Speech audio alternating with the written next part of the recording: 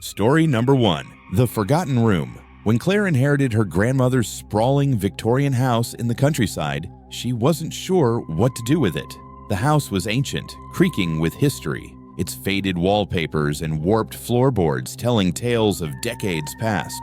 Claire had always loved visiting as a child, but as an adult, the place unsettled her. Still, she decided to move in temporarily to sort through her grandmother's belongings, cataloging keepsakes and preparing the house for sale. She didn't believe in the ghost stories her grandmother used to tell her about the house, dismissing them as the whimsical musings of an old woman. The house seemed ordinary enough, dusty, silent, and full of forgotten treasures. But there was one thing that didn't make sense: the door. Claire first noticed it while organizing the library. Tucked behind a towering shelf of old books was a small, unassuming door.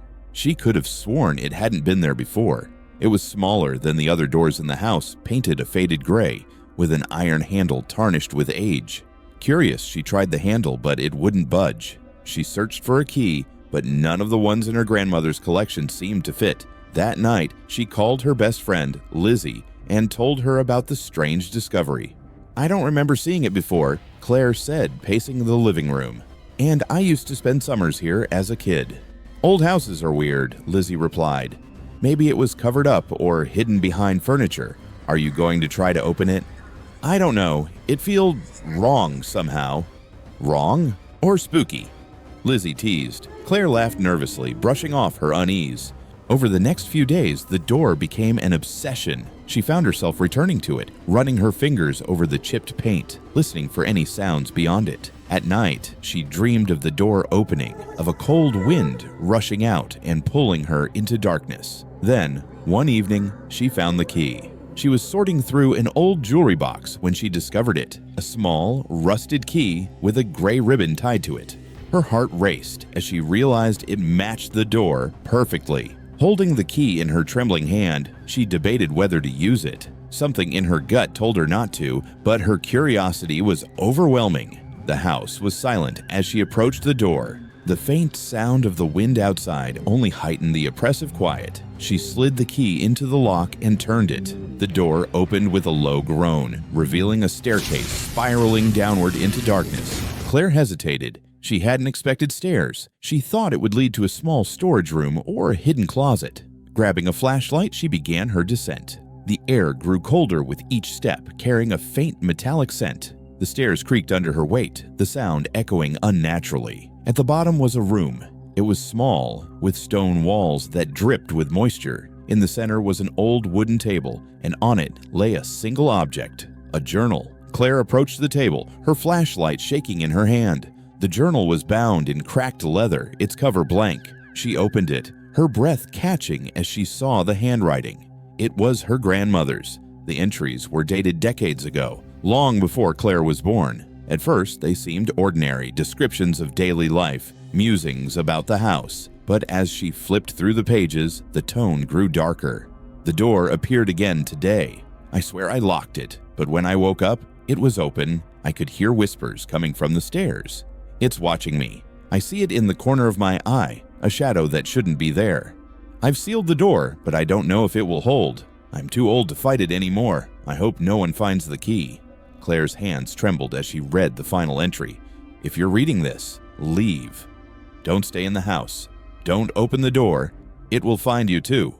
A cold draft swept through the room, extinguishing her flashlight. Claire gasped, fumbling with the device, but it refused to turn back on. The darkness was suffocating, and then she heard it, a faint whisper, low and guttural, coming from the stairs.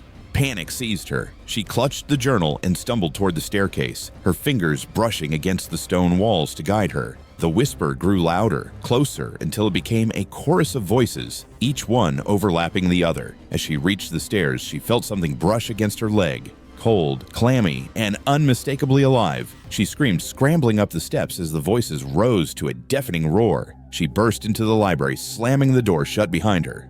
For a moment, the house was silent again. Then came the sound of scratching. It was faint at first, but it grew louder, more insistent. It wasn't coming from the other side of the door. It was coming from within the walls. Claire didn't sleep that night. She sat in the living room, the journal clutched to her chest, listening to the relentless scratching. By morning, the sound stopped. She packed her belongings, left the house, and never returned. Weeks later, the new owners moved in. They were a cheerful family with 2 young children, excited to renovate the old house. Claire wanted to warn them, but couldn't bring herself to do it. Who would believe her? But late one night, she received a text from an unknown number. It was a single photo taken in the library of her grandmother's house. The gray door was open. The caption read, "We heard whispers. Should we go in?" Story number 2. The Mirror. In room 6. It was just another routine assignment for Leah, a temp housekeeper filling in at the Crescent Inn. The inn was old and worn, perched on the edge of a sleepy mountain town, its charm faded but functional. Tourists would occasionally stop in for a cheap stay while passing through. Leah didn't mind the work. It was quiet, easy, and the pay was decent. The owner, Mrs. Hargrove, was a gruff but fair woman who mostly left her alone. But there was one rule she was adamant about. Don't spend too much time in room 6. Leah had heard strange stories about the room from the regular staff. Whispers of guests who checked in and left in the middle of the night, refusing to explain why, of mirrors cracking without cause, of an eerie, suffocating feeling that crept in as soon as you crossed the threshold. Leah didn't believe in ghost stories. She had grown up in a big city, surrounded by logic and reason, and dismissed the warnings as local superstition. That was until her 3rd day at the inn. Mrs. Hargrove handed Leah the keys to room 6 that morning, her expression unusually serious. "The guests checked out early," Mrs. Hargrove said. "Just clean it and lock up." "Sure," Leah said. "Anything I should know?" Mrs. Hargrove hesitated, then shook her head. "Just don't linger." Leah brushed it off with a laugh. "Got it. In and out." She climbed the creaky staircase to the 2nd floor, the scent of lemon cleaner and old wood filling the air. Room 6 was at the far end of the hallway, its door slightly ajar. When she pushed it open, the first thing she noticed was the mirror. It was massive, covering almost the entire wall opposite the bed. The ornate silver frame was tarnished, its edges curling like vines frozen in mid-motion. The glass was perfectly clean, but gave off a strange, dull reflection, as though it absorbed light rather than reflected it. The room itself was unremarkable. An old bed, a faded armchair, and a dresser, but the air felt heavy, thick, with an unexplainable tension that made her uneasy. Leah set to work quickly, stripping the bed and wiping down surfaces. But no matter where she stood, she felt the mirror watching her. It was ridiculous, she told herself. It was just a mirror, but every time she glanced at it, her own reflection seemed off. Her movements in the mirror lagged a fraction of a second behind her real ones, subtle enough to be dismissed but noticeable enough to unnerve her. When she turned her back to it, she swore she could feel eyes on her, the tiny hairs on her neck prickling as though someone were standing right behind her. "Get a grip," she muttered, shaking her head. She finished cleaning and was about to leave when she noticed something strange. The mirror, its surface wasn't reflecting the rest of the room correctly. The bed, the chair, the lamp, they were all there in the glass, but something was missing. Her. Leah froze. Staring at the mirror, she moved her hand, waved it in front of her face, but the glass remained still. Her reflection was gone. The room behind her appeared normal, but the absence of her image made her stomach churn. Suddenly, there was a soft knock. She whipped around, heart pounding. The door was closed. The knock came again, louder this time. It wasn't coming from the door. It was coming from the mirror. Every instinct screamed at her to run, but she couldn't move, rooted to the spot by a mix of terror and disbelief. The knocking stopped, replaced by a faint scratching sound, like fingernails raking against glass. The surface of the mirror rippled, and for the first time, Leah noticed something else in the reflection. A figure. It stood at the edge of the mirror, half hidden in shadow. It was tall, with elongated limbs and a pale, featureless face, save for 2 dark hollows where its eyes should have been. It tilted its head as if studying her. Leah stumbled back, her breath shallow and panicked. The figure didn't move, but its presence filled the room, oppressive and overwhelming. Her hand fumbled for the doorknob, but when she turned it, the door wouldn't budge. She yanked harder, but it was as though the door had fused with the frame. The scratching in the mirror grew louder, more frantic. She turned to see the figure pressing its hand against the glass, its spindly fingers leaving streaks of frost as it dragged them downward. Then, without warning, the figure moved. It lunged forward, its hand breaching the surface of the mirror like water reaching toward her. Leah screamed, grabbing the nearest object, a metal lamp, and hurling it at the mirror. The glass shattered, shards flying across the room. The oppressive air vanished instantly, replaced by an eerie silence. She gasped for breath, her back pressed against the door. When she dared to look, the mirror was broken, its frame empty. But something was wrong. The shards on the floor didn't reflect the room. Instead, they showed something else. A dark, endless void filled with faint whispers. And then she saw it, her reflection standing upright in one of the shards. It smiled. Leah fled the room, refusing to return. She handed the keys to Mrs. Hargrove without a word, packed her things, and left the inn for good. Months later, the Crescent Inn closed its doors. The new owners claimed they couldn't maintain the old building, but locals whispered it was because of Room 6. Some say the mirror is still there, its pieces scattered but alive, waiting for someone to put them back together. And if you're unlucky enough to find it, don't look too long, because once it sees you, it never stops watching. Story number 3.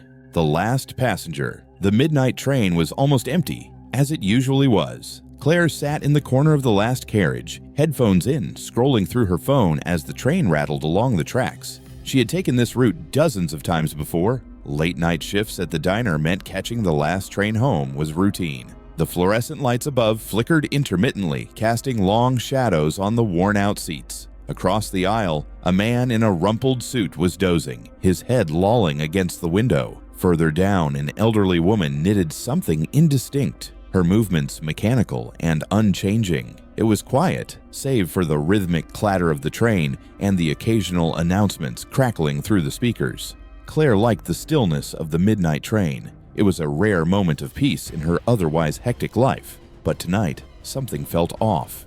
The train jolted suddenly, harder than usual, causing Claire to grip the edge of her seat. The lights flickered more violently, plunging the carriage into brief, stuttering darkness before stabilizing. She glanced around. The man across the aisle stirred, but didn't wake. The elderly woman continued knitting, her movements uninterrupted. A soft chime echoed through the carriage, followed by the robotic voice of the conductor. Next stop, Black Hollow Junction. Claire frowned. Black Hollow Junction wasn't on this route. In fact, she was certain there wasn't a station by that name at all. The train began to slow, the screech of the brakes reverberating through the empty carriages. Claire pressed her face to the window, peering into the darkness outside. There was nothing. No lights, no platform, only an endless stretch of dense black forest. The train came to a halt. The doors hissed open, letting in a wave of cold air that carried with it a faint, metallic scent. Nobody boarded. Claire waited, expecting the conductor to announce the next stop and for the train to resume its journey. But the doors remained open and the train didn't move. She looked around again. The man across the aisle was still asleep. The old woman hadn't stopped knitting, though now her hands seemed to move even faster, the needles clicking at an almost frantic pace. Unease prickled at the back of Claire's neck. She pulled out one of her headphones, half expecting to hear footsteps or voices. Instead, she heard a faint whisper. It was so soft she thought she might have imagined it, but it was there, low, insistent, and coming from the open doors. "Hello?" she called out, her voice echoing in the silent carriage. The whisper stopped. Claire stood, her legs unsteady, and took a hesitant step toward the doors. The cold air bit at her skin, and that metallic scent grew stronger, almost suffocating. She leaned out slightly, looking down the length of the platform, or what should have been the platform. There was nothing. No ground, no tracks, just an endless abyss of swirling shadows. She pulled back sharply, her pulse quickening. The whisper started again, louder this time and unmistakably closer. It wasn't just one voice, it was many, overlapping in a cacophony of desperate murmurs. She backed away from the doors, her heart pounding. What the hell is going on? The man across the aisle woke suddenly, his eyes snapping open. "Don't answer it," he said, his voice hoarse and filled with fear. Claire froze. "What?" "The whispering," he said, standing shakily. "Don't answer it. Don't go near the doors." The old woman stopped knitting, her head turned slowly, unnaturally, until she was staring directly at Claire. "You shouldn't be here," the woman said, her voice flat and cold. The lights flickered again, plunging the carriage into momentary darkness. When they came back on, the woman was gone. So was the man. Claire spun around, her breath catching in her throat. The carriage was empty.